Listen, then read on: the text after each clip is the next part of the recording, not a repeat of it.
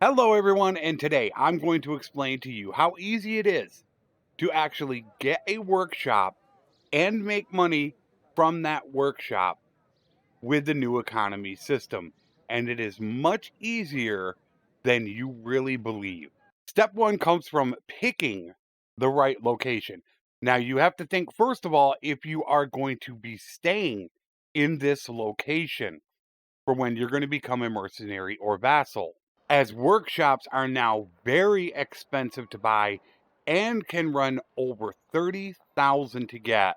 But when you go to sell them, you're going to most likely get less than 10,000. What you want to look for are the bound villages to the town.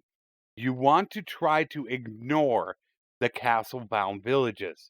There are two ways to do this. You can either look at a village and it will tell you that it is bound to Rote and trade bound to Rote. Or you can go into the trade menu, hover over the hammer, and it will show you which villages are bringing what goods to the town. The reason why you want to avoid castle-bound villages is because they are going to transport goods to their nearest kingdom town. However, there is one catch to that. If we hover over this castle and scroll out until we can't see castles anymore, and we just scroll back until we can see them, from this point, you take approximately 80% of the screen that you're on, and if your town is close enough inside of that 80%, it will bring it to that town. However, if it is outside of that 80%, then it will take it to the next closest friendly town there is. So you can't just take every castle on the map and they're going to bring goods to your town. They do have a limit to how far they will travel. And thank you to my friend Strat Gaming for figuring that out. So once you find out what goods are being transported there, then that tells you what shops you might want to go ahead and buy. And you want to avoid those castle-bound villages because if they get taken or your town gets taken by another kingdom, those goods may not be transported. In this case, the silver coming from this castle will come to Rote. However, if the Western Empire loses either this town or this castle, it will not come here unless it is outside of that 80% area. So now that we know that they deliver cows and double grain, that tells us this is a good town for either a tannery or a brewery.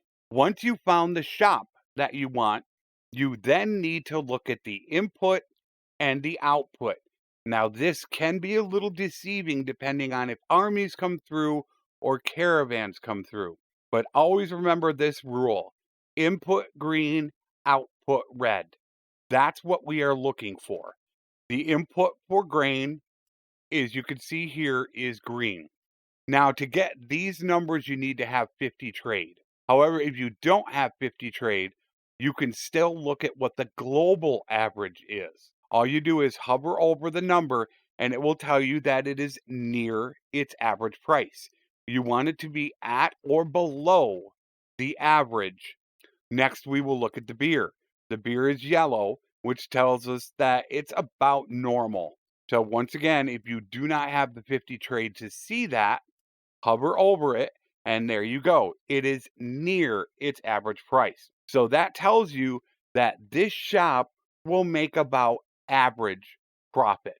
So that is one easy way that you can tell how much it should initially make you. But as I said, caravans, armies coming through, those can make a drastic change on this. You then need to look in the area for how many of those shops there are. Having too many in the area can flood the market with those goods. First, always look at the town you're going to build in. Make sure they don't have two or three of the same shop in there. I've actually seen it before, as every game is randomly rolled. They do try to have shops that correspond to the villages. However, as you can see here with Double Grain, they do not have a brewery in this town. Once you check this town, you want to check the surrounding areas, because if these towns have breweries in them, that will drive the price down in the local area, which that is the one biggest factor that people do not consider when they're building a shop. So we hit Amitatis. Amitatis has a brewery. Gelmaris has a brewery. Legata does not have a brewery.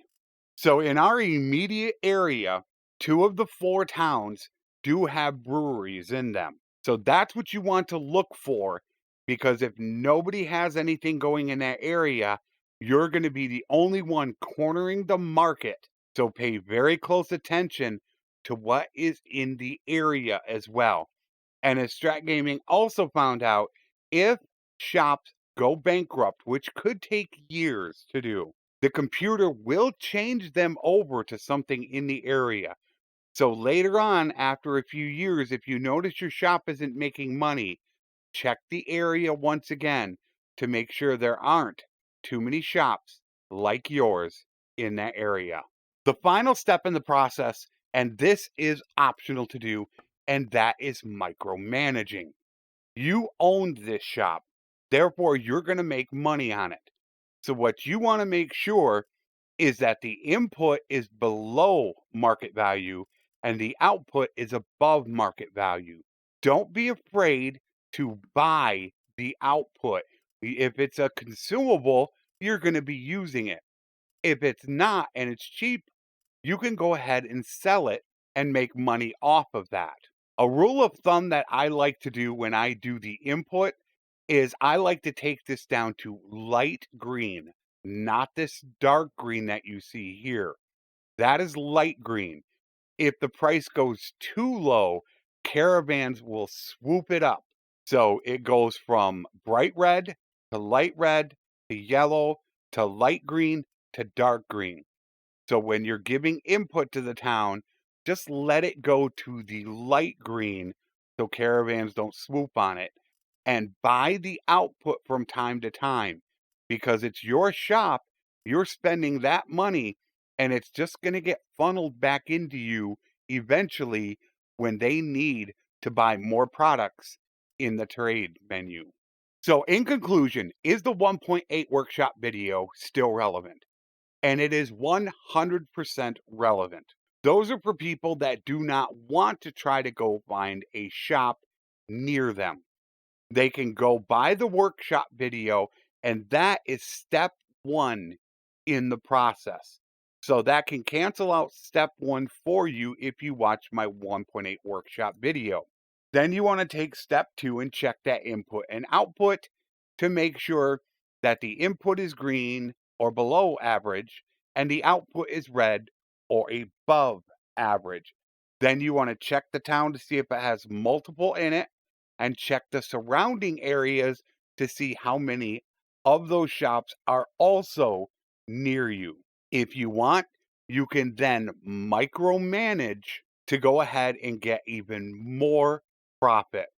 Now, if you do want to take stuff from castle-bound villages and take that risk, you can make a lot of money from that. But if it gets taken, you're going to lose that input. But that is also a really good way if you make your kingdom, which I like to do with Rote. This is one of the first castles I take because it also has cows and silver, which means this town is going to have double grain, double cows, and silver heading its way. So I can make a brewery, a tannery, and a silversmith, and all make really good money. So you can strategically take castles that will go to your town and also get great workshops. I hope this answered your questions. If you have any more, please let me know in the comments or in Discord, and I will be more than happy to explain it to you further. Until next time, my friends, take care, and thanks for watching.